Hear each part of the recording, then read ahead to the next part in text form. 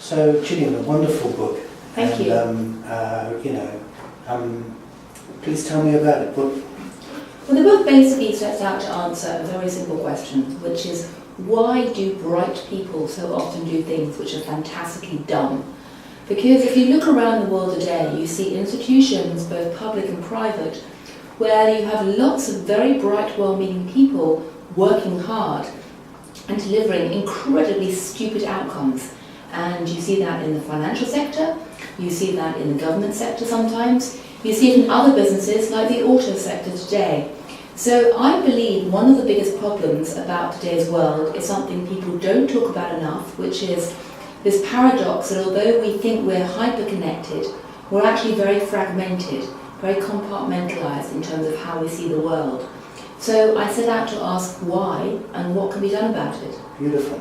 And the book draws on your knowledge in anthropology in asking this question. So. Absolutely. I mean, I'm trained as a journalist, so I tend to tell stories to illustrate my points. And so in the book I tell 9 stories that illustrate the dangers of silos and ways to overcome it. But I'm also trained as an anthropologist, and I'm fascinated by the social and cultural maps that we all inherit from our surroundings and our culture, and which affect the way that we operate, often in very damaging ways. So I try and blend the two. The book is not a piece of anthropology. I haven't done full-blown ethnography looking at these different companies and institutions, but it's really trying to borrow some of the ideas of anthropology and apply that to the business world. I'm so delighted that you've done that, because when we teach management here at LSE, we tell our students a message that I think is very strong in your book, which is there isn't just one way of making sense of the world. You need to draw on different disciplinary frames in order to do that. So I think one of the most powerful tools that any manager can learn is something embedded in anthropology, which is that from time to time you need to stop and look at your social patterns and your structures. And if you're living in them day to day, it's very hard to do that. It's like asking a fish to go out and analyse water.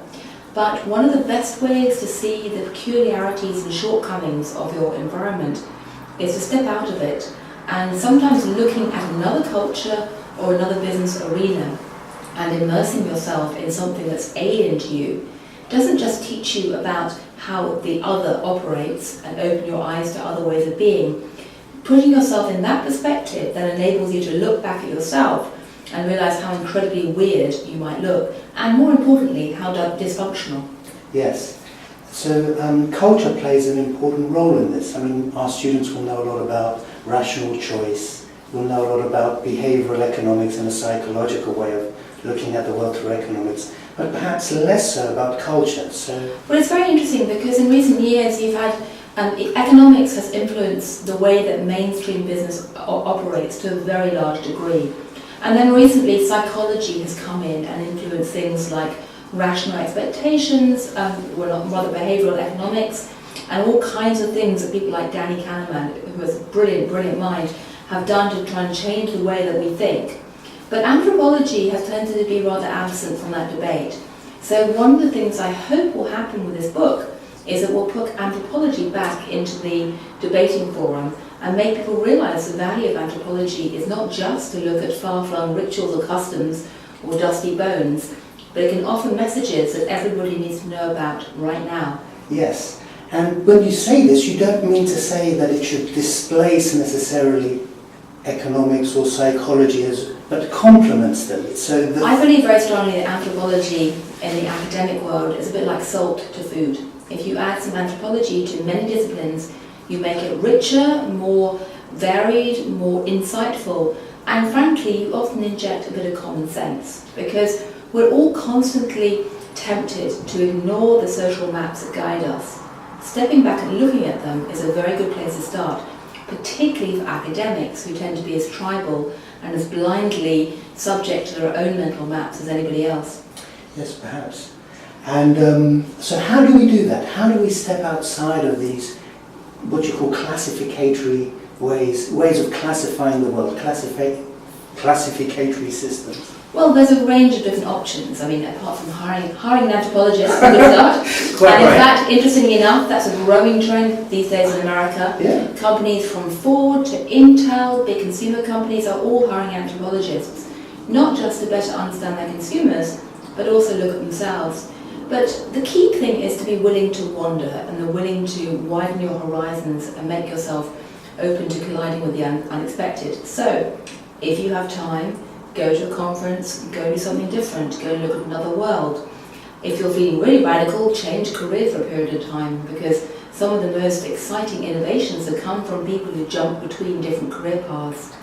But even something as simple as trying to change your news feed or where you get your information from can be radical. So here's a tiny trivial example, but if you are on Twitter, look at who you choose to follow in your Twitter feed. And I would bet you that almost everybody there is somebody who either agrees with you or is basically from your world. What would happen if you knocked out half the people you follow on Twitter and replace them with someone completely different, say a Chinese activist or a communist activist, or so a whole range of very different people? Something as simple as that can show you, firstly, just how tribal we tend to be if we don't consciously address that, but secondly, that we do have something we can do about it, and that involves using our brain. Yes. So, this is one of the things that I found appealing. Turning to the book a little bit again, I thought this was a lovely book. I mean, Thank you. in so many ways, inspiring. And one of the nice things about it is it's really an injunction for people to change. Go ahead. Make the change. Be brave. And Yeah, both for fear factor. If you don't look at silos, you may blow up. But if you do look at silos, not only may you not blow up, but you might also become more innovative.